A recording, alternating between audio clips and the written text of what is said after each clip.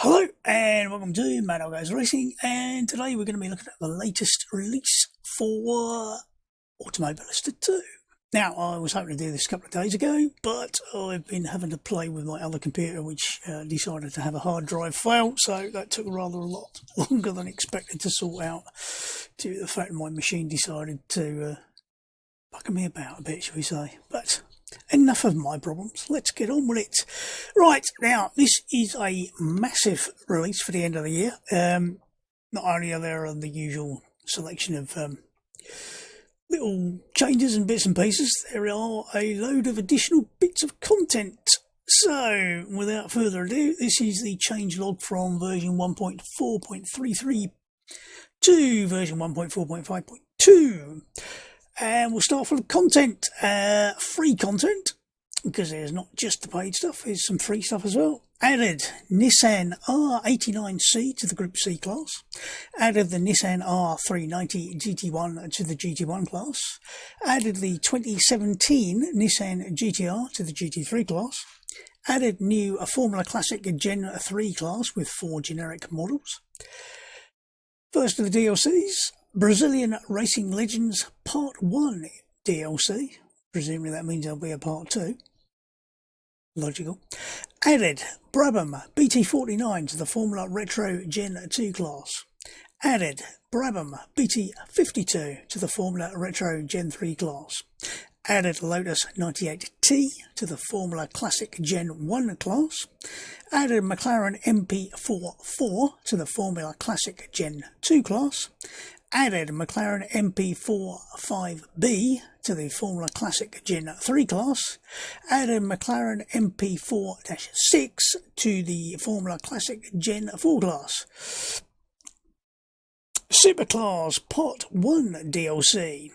Added McLaren Senna and the Brabham BT62 to the new Hypercars class.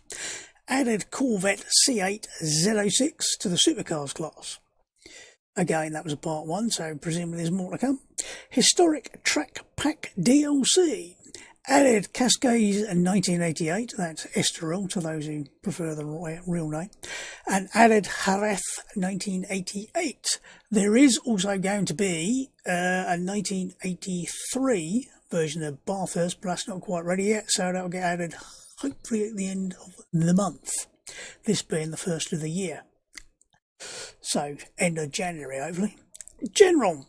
Added a random failure scale option.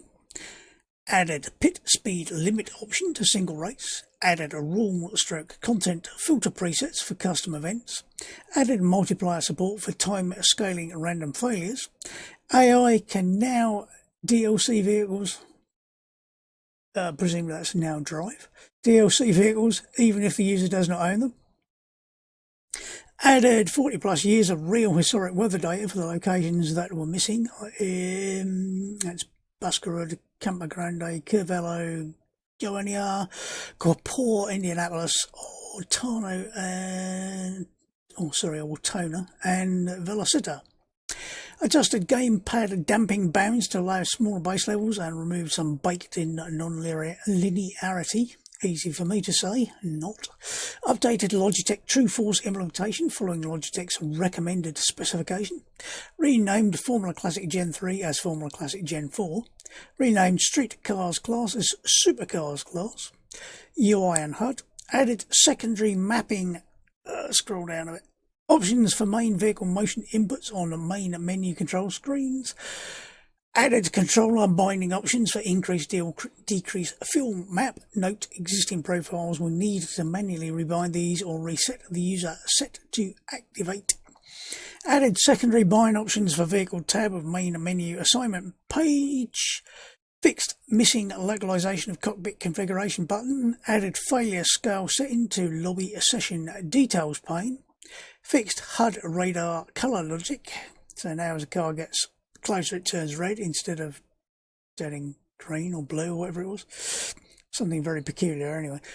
Physics. Minor adjustments to the Formula USA Speedway tyre tread, all gens. Street F Retro Gen 2. Enabled bump draft and side draft physics in all tracks. Was enabled only in oval tracks. Added advanced mechanical damage modelling for stock car Brazil 2019 to 2022, Super V8, Cobra Truck, stock Amiga 1999, Sprint Race, Arc Camaro, Lancer Cup, Street Cars, Supercars, Formula 3, Formula Trainer, Formula V, Cobra Classic, Hot Cars, Opala, all models, Caterham, all models, GT5. Revised loose wheel failure stress thresholds and added wing failure for Formula Classic, all gens, Formula V12 and Formula V10, both gens, Formula Reserve, Formula Ultimate, both gens, Formula USA, all gens. Revised loose wheel failure stress thresholds on all cars with AMDM. FFP adjustments for Group C, GT1, GT3, all models, Cadillac DPI, Formula V12, GT1, GTE, GT3, GT4, Group C, and BMW Pro Car. Seem to be having trouble with words today. Brabham BT46B revised fan physics and added ambient pressure effect, adjusted aero for new fan physics. Formula USA all-gen oval variants decreased dirty air effect on cooling. Formula Classic G1 M1 adjusted ultimate power output and default boost pressure. Formula Classic G1 M2 revised engine with new turbo, fuel consumption and power outputs to diversify class. Lotus 79 minor aero adjustments. Brabham BT46 updated fan car physics. Formula Classic all models corrected front tyre dimensions, revised gear misshifting tolerance. AMDM added wing failure logic to older open wheelers from Formula Vintage Gen 2 to Formula Retro Gen 3, increased risk of oil and turbo failure on GT type cars. Added support for individual front and rear onboard adjustable roll bars and disabled rear roll bars for Formula Classics all gens, Formula Retros Gen 2 and 3, Sprint Race, disabled onboard roll bars altogether for Metal Moro HIRs, Mercedes CLK LM and McLaren MP4 12 still incorrectly had it enabled. Corvette GTP, slightly raised cog height, fixed CTD for Omega stock car 1999. AI, adjusted AI code for less hesitation when trying to overtake on straights. Fixed bug that could cause AI to pit too often due to tyre wear. Rebuilt GT3 AI roster to include a Nissan GT-R GT3. Updated stock car Brazil 2022 driver levels to reflect final championship results. AI calibration paths for the Formula Retro Gen 2. Improved AI lines in the following specific cases: when defending position, when avoiding lateral contact with human player, when avoiding corner cutting. Improved detection of incidents that lead to yellow flags or full course yellow. Adjusted AI lateral movement ratio, generally less jerky moves to try overtake. Spa Francorchamps 1970 new AI fast lines and performance adjustments. Further AI calibration for Formula Vintage Gen 1 and 2. Audio.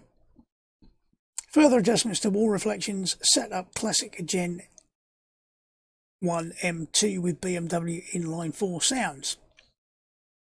I had to read that twice to make sure my brain hadn't misread that. Tracks, Spa Francorchamps 2020-2022, and an additional portable light tower at Eau Rouge.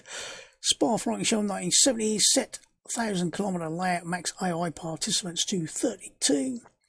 Added custom grip range for Kyalami Historic for slightly less grip and updated range for Cleveland. Vehicles, added support for driver outfit livery overrides, added support for driver helmet livery overrides for all remaining Formula cars, updated cockpit motec to include the following info: TC settings, shift lights for the M8 and 911 RSR, headlights program on the Corvette C8R display, second page on the RSR, third still needed, adjusted under tray spark logic, over tray, I don't know where I got over from.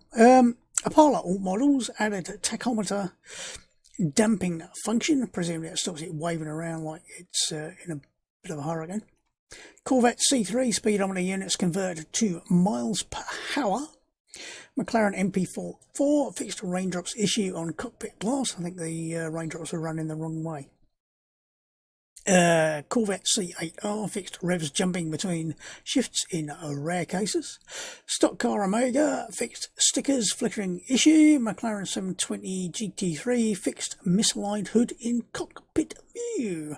Right, what I thought we'd do, well, obviously there's a shit ton of additional content, so it's a case of it will take me hours to go through all of it, so it's going to be more than one video. So I thought what we'll probably do is have a look at the two new circuits and just have a drive around them. By the time I've done that, we'll be over 20 minutes, so that'll be plenty for you to get your teeth into.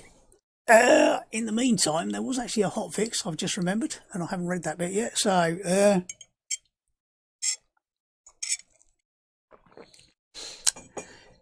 just read it up here. Minor hotfix just went live with build 2245. No changing version number as X has remained the same. Right, what they changed. Nissan R89C fixed the crushed desktop loading low downforce variant. Adjusted tread for hyper and supercars for better water draining in wet surface. Formula Classics, minor aero adjustments to Lotus 98T for slightly better performance. Corrected minor suspension travel asymmetry. Last thing you want. In McLaren MP4, MP45B, MP46. Fixed sounds for G3 M3 low downforce variant. Revised boost function in turbo cars so it can be held free for up to 30 seconds, keeping the boost button pressed. Gameplay note: it will wear the engine and fuel a lot quicker. Brabham BT62 corrected scrub stroke tyre skid sounds and tyre tread texture. Get me reading right. Livery, helmet and outfit overrides added for Formula Vintage, Formula Retro, Formula Classic, Formula V12, Formula V10 and Formula Ultimate, all gens. Adjusted backfall parameters for Corvette GTP, Nissan R90C and Nissan R390. Right, new circuits. What we got? Well, we got Jerez. Now, I was just double checking something because I thought I must be mad. This is the original layout as it was built in 1980 something, early 80s I think it was. I'll put a link to the racingcircuits.info. But in 93, I think it was, they changed it to the current layout, and what they did was they actually took the sort of this here, straightened it out, went around this big long sweeping bend, which is the Ceto Ponds corner, and that made the straight a lot longer as well because the back straight was remarkably short. In fact, too short for the cars really. So you had a fairly slow approach into it off a reasonably tight little chicane, and then a short shoot down here, which didn't really give an opportunity for people to have a bit of a lunge, because you need a lot of a lunge and you have to stick a stamp on it and send it if you want to overtake into there. Personal opinion, I prefer the new layout, but that's just me. So what I'll do is we'll get the hairdresser's car out and we'll have a go around the circuit. Apologies to any hairdressers who do own a VW Polo GTS, but whatever. It's probably the one of the slower and easier cars to drive around if you want to have a look around the circuit. So hopefully I'm going to be sitting above the car somewhere without too much crap showing, so yeah, I think I'm in the right place. Right, turn left, same as before. I'm just trying to think if the I don't think there's any difference in the pit exit at all. The garages look a bit different, and I think the stands are a bit different.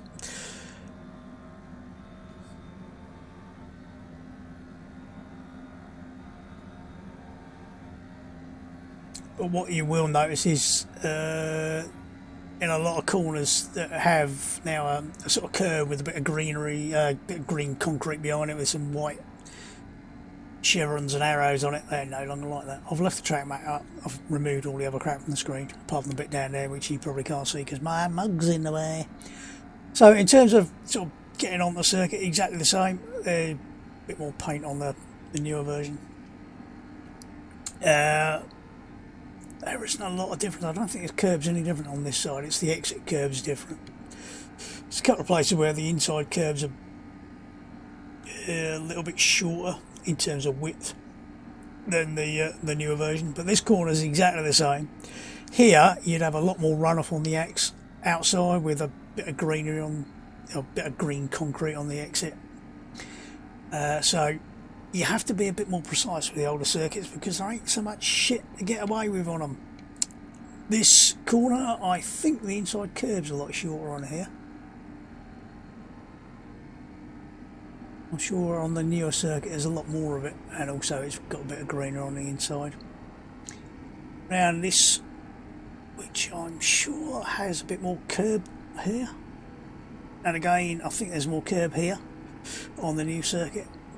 But I love the old scoreboard thing up the top there. They used to have one like that at Snetterden. I remember going up there when my mate was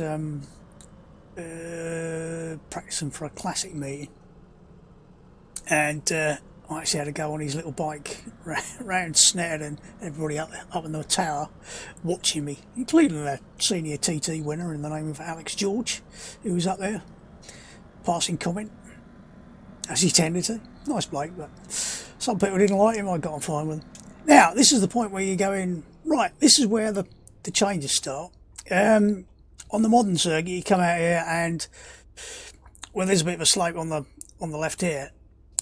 It carries on, and they've literally had to remove all this stuff ahead of us to make this straight longer, add the corner up here, and then extend it down to the back straight. So they had to do quite a lot of engineering here, and if you drive the new circuit you'll see that all of this is sort of sloped all up the side there, and then ahead of you there's it's sloped, and I think they've cut steps into it, presumably to allow you to get up there and spectate from. But what you do is you take a bit of a right a bit earlier, and then another right. You notice it's a lot plainer in many ways, so all the walls are nice, sort of just concrete. Didn't bother painting them. Why waste money painting in walls? They're concrete, they'll be fine. None of this exists anymore, it's all been ripped up. If you go onto Google Maps or something and have a look, you'll find I think there's a car park now. But it's got a much more classic feel to it. Right, down here, I'm not sure where the hell you'd brake for this, but this little chicane, I'm assuming they've got the cambers all right. It's got a very interesting sort of switch of camber, and it's a little bit of a dip through the middle of it. So it's got a little bit of help, and then it levels out. So it's not the best. There's a nasty in the road there. But it's not. It's too slow a chicane for my liking, and it's the bit of the circuit that actually wrecks the flow for me, personal opinion. But I mean, yeah, it's perfectly drivable. The rest of the circuit is basically the same. It's just like the ancillaries where things like marshal posts are and how they look. Differences in sort of the painting of curbs, how far the curbs come in, things like bleachers and whether or not they look quite the same. The layout, much the same for most of the circuit apart from those 3 or 4 corners. Other than that, it's shouldn't have any problem finding the way around it. I mean, I didn't do more than about 2 laps during the beta and round here, and we had a race Friday evening, which I was late getting started for because I was bugging about with my computer still then, and we decided the person who set it all up decided they would try the new Brabham Hypercar around here. So I hadn't even bothered driving the Brabham Hypercar. I think I did 1 lap in it around Silverstone, but apart from that, I'd barely touched it. So it was like round here in a Brabham Hypercar, on a circuit, I'm going, I'm not sure where I'm going. I kept fucking that chicane up. So whether that's why I don't like the chicane or whether it's just that it doesn't feel quite right to me. But like I said, everything else much the same. It's wonderfully modelled, as always. Really nice texturing. Lovely trees. A few bushes. Porta potties. I kept wondering what the hell this is on this corner. I'm not sure if it's on the modern circuit or not, but I was like, answers on a postcard? What is it? I might have to look at it from a slightly different angle. Sorry, I am being a bit strange, but I just want to know what it was. Might have to approach it from over here. You'll find that the the gravel traps are very lumpy. Oh, it's the angel on the ice. Yeah. Sorry, Ango. It's the memorial for Ango on the Eto, because I think that's the Ango on the Eto corner, actually. I would have to double check that, but yes. I don't remember seeing that on the modern circuit. Weird. Might be something in the way there, but again, all the bleachers, I think they're all still there, but they might just look a bit different. It all does look very different. It's the different colours of the curbing, maybe the fact that there's no sort of bits of green concrete behind everything. Very strange, but it is really nicely modelled. Again, things like those little towers over the side here. I'm thinking, are they on the modern circuit? I mean, you'd have to go and have a double check, but all in all, it's really nice. Again, this should be exactly the same. Any camber should be exactly the same. You might find a bit more runoff on the curbs, so sort of I think on the modern curb there's a bit of green on the outside here to give you a bit more room for fuck-ups, shall we say. And again, on the exit of this, I'm pretty sure there's a bit more to play with on the exit of this. So when it comes to older circuits, because they don't put all this extra rubbish behind the curves and things, you have to be somewhat more accurate with how you drive, because you can't get away with doing the, oh, I'd like to use the curb and the next 3 feet of greenery behind it, because you can't get away with it. And the last corner, again, I'm pretty sure the inside curb is a bit longer on the modern circuit, but I might be wrong. But that's just a drive around it. I'm not going to go doing a fast lap because, like I said, there's a lot to get through, and I'm not sure that you learn a lot, especially if I'm driving it in this. Shall I do one faster lap? Yeah, fuck it. Stone cold front tyres. I'll just try a faster lap. I'll probably make a complete tit of myself now, won't I?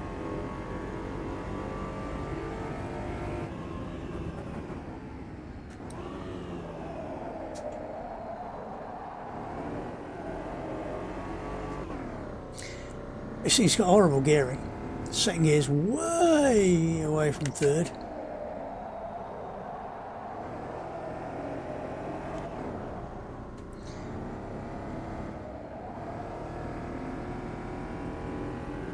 But yeah, I mean, all this is exactly the same as the current circuit, so back in getting a bit lively. But this way, you sort of have to start changing what you're doing around here. And I completely cocked that up. I forgot this is the tighter corner. And then you come down to this, quite difficult to spot. And like I said, it's not so bad. In something like this, it's fine. I don't know whether it was just what we were driving the other day. It was like, oh my god. Everything's much of a muchness once you get the hang of the extra, what, 4 corners, 3 corners. There's not a lot to learn in terms of if you've spent some time around Jerez and you just want to try the older version. It's just a matter of, like I said, being a little bit more accurate, and because you can't get away with the same shite you can on the newer one with all the extra runoff.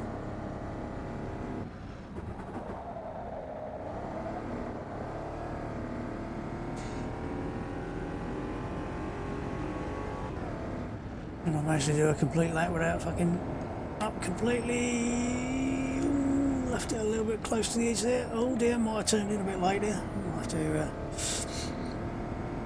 allow a bit of semi-lift off oversteer to correct it. Oh god, this thing's got atrocious brakes. They've already not warmed up. And there you have a faster lap, certainly not a fast lap, of 1988 Jerez. Very nice. In the right vehicle, it's probably very, very nice. But like I said, I think it was just a case of what I was driving in the other day. It took me a bit aback on the, oh my god, where'd that corner come from?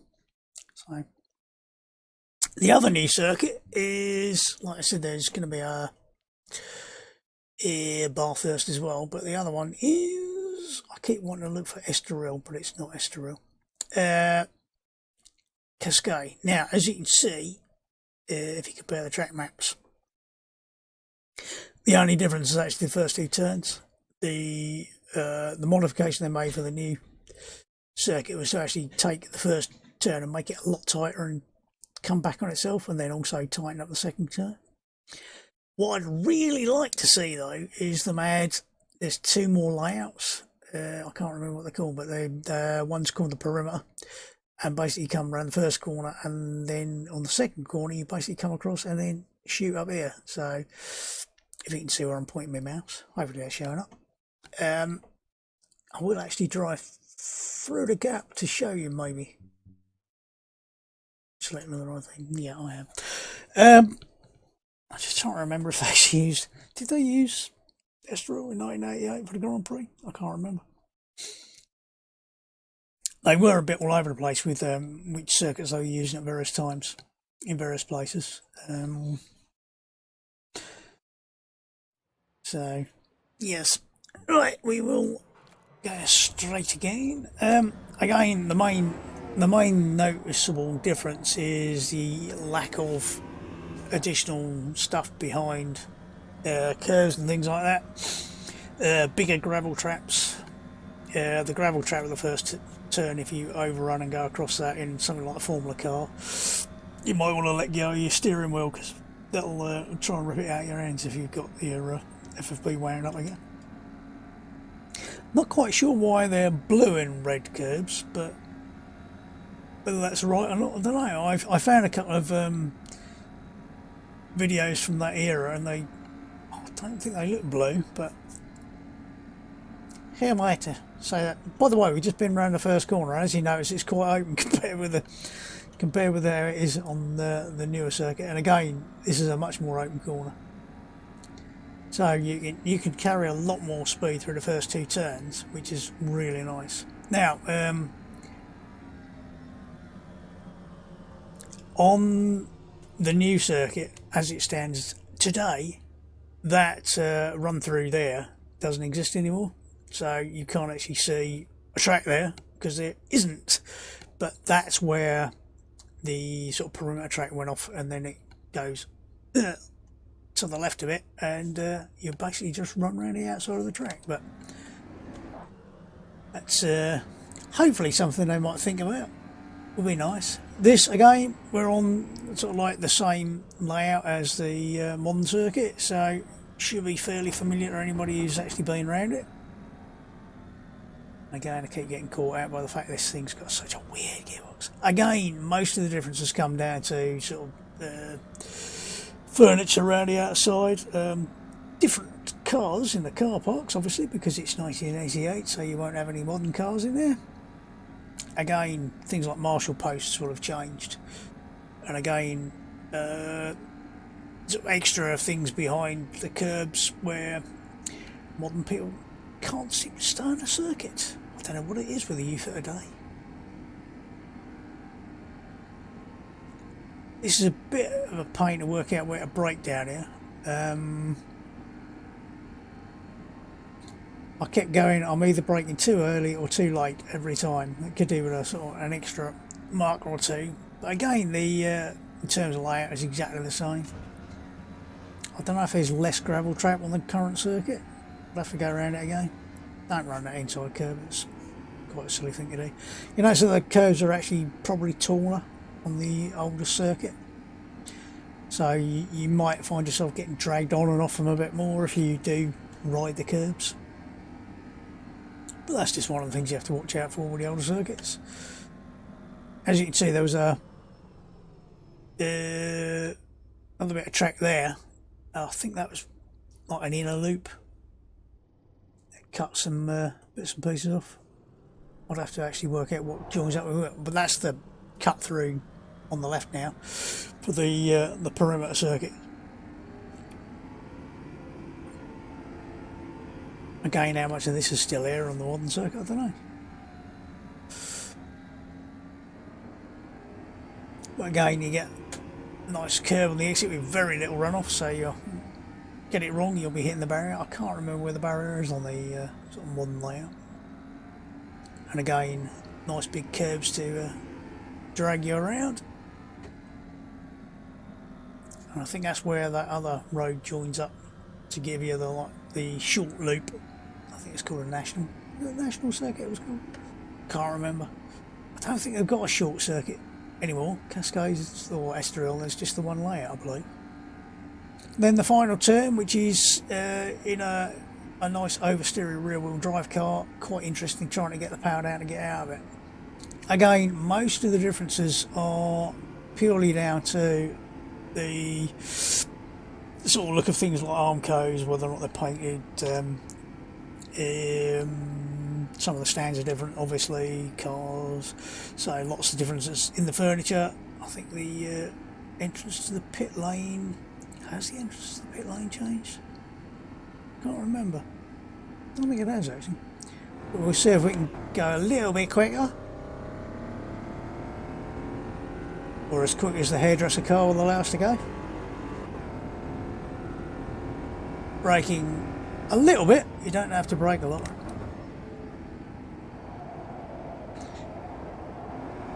It's a much quicker corner, much more satisfying, and then this corner's a little bit slower, so you're likely to drift out. It does make braking into here a little bit more tricky.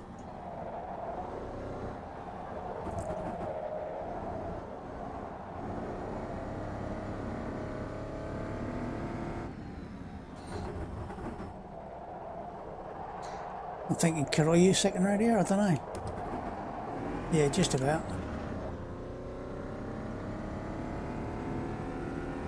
It's all very nicely modelled over there. Damn, there's a lot of elevation change, a surprising amount of elevation change as you look across the circuit. I probably never noticed it before. It's just...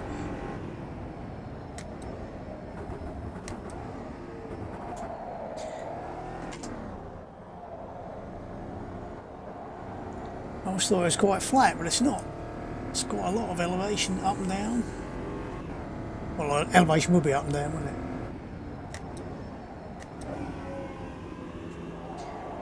Scream the little engine. I don't know, is that fizzy? Would it be Physicolor? Right, yeah. I'm just trying to think who fizzy would be. Would it be Physicolor? Or is that something else completely? Might be some fizzy drink for all I know.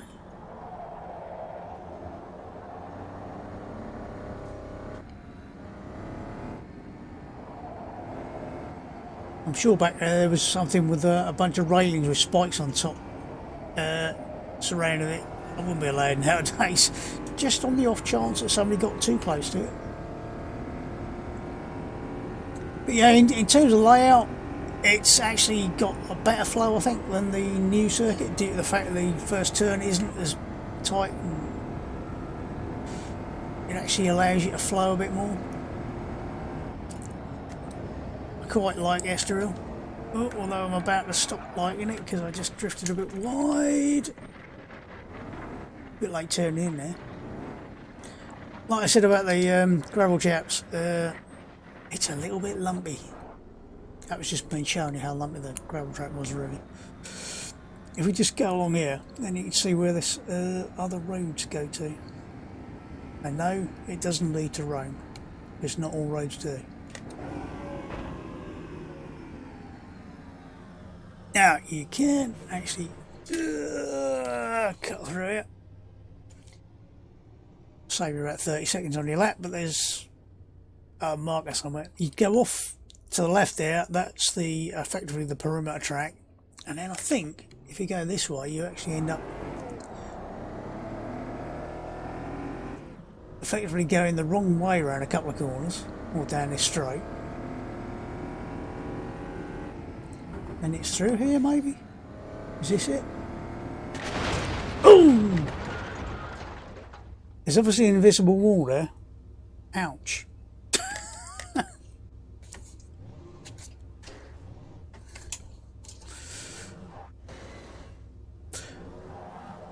I thought as they hadn't done anything with the other one, they might have done nothing with that one as well. But that, I think, is where it joins up with the other bit.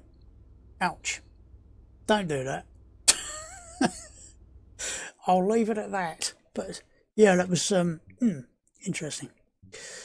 So